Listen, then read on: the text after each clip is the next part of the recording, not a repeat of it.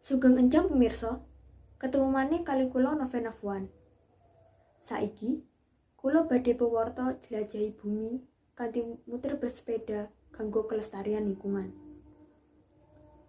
Ana macem-macem cara kanggo nambah kesadaran masyarakat kanggo masalah lingkungan.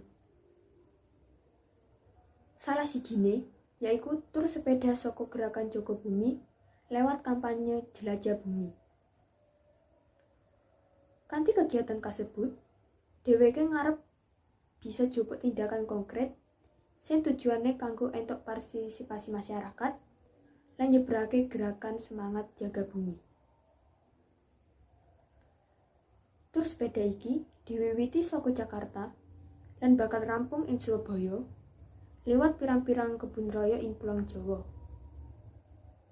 Minangka Kebun Raya Bogor, Kebun Raya Cibodas, Kebun Raya Kuningan, Kebun Raya Baturaden, Kebun Raya Indrokilo, dan Kebun Raya Purwodadi.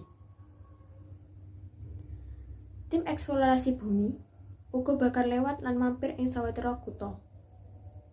Minangka kutha Bandung, kutha Tegal, kutha Wonosobo, kutha Boyolali, kutha Ngawi, lan kutha Jombang. Wakil Ketua Loro Yayasan Kebun Raya Indonesia, Sony Keraf, menawa ana rong misi utama program eksplorasi bumi. Kasiji, kegiatan iki ditindakake kanggo kampanye peran penting kebun raya, minangka lokasi konservasi Greenplus, papan kanggo riset, pendidikan, rekreasi, lan restorasi kesehatan fisik lan mental masyarakat kutha.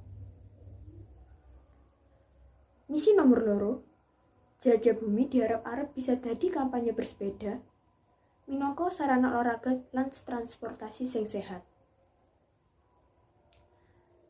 Bakal ana 8 pengendara sepeda sing bakal nutupi jarak 1000 km saka tanggal 12 ngantos 19 April 2018 gawa misi gerakan Jaga Bumi.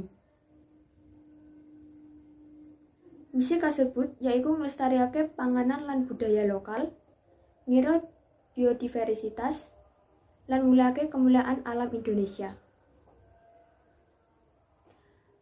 Mengkanten purwata dinten iki, menawi wonten lepat mohon pangapunten, dados penutup kawula ucapkan matur nuwun.